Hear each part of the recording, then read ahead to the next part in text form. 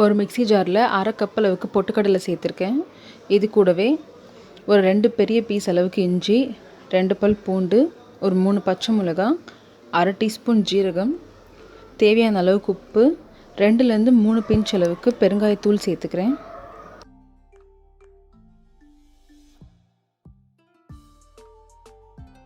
இது கூடவே ஒரு 2 டீஸ்பூன் அளவுக்கு லெமன் ஜூஸ் சேர்த்துக்கிறேன். சேர்த்துட்டு இப்போ இது எல்லாத்தையும் ஃபஸ்ட்டு பல்ஸ் மோடில் போட்டு நல்லா எல்லாத்தையும் பொடிச்சு எடுத்துக்கலாம் கொரப்பாக.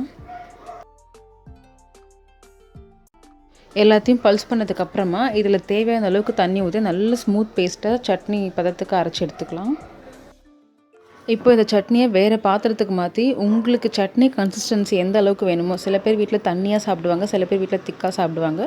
ஸோ உங்களுக்கு ஏற்ற மாதிரி தண்ணி சேர்த்துக்கோங்க. சேர்த்துட்டு உப்பு செக் பண்ணிவிட்டு தாளிப்பு, அதாவது கடுகு கருவேப்பிலை தாளித்து இந்த சட்னி கூட சேர்த்து மிக்ஸ் பண்ணி சர்வ் பண்ண வேண்டியதான். ரொம்பவே ஈஸியான பொட்டுக்கடலை சட்னி ரெடி, தேங்காய் சேர்க்காமல். இது இட்லி தோசைக்கெலாம் ரொம்பவே நல்லாயிருக்கும். ஸோ கண்டிப்பாக ட்ரை பண்ணி பாருங்கள். தேங்க்ஸ் ஃபார் வாட்சிங்.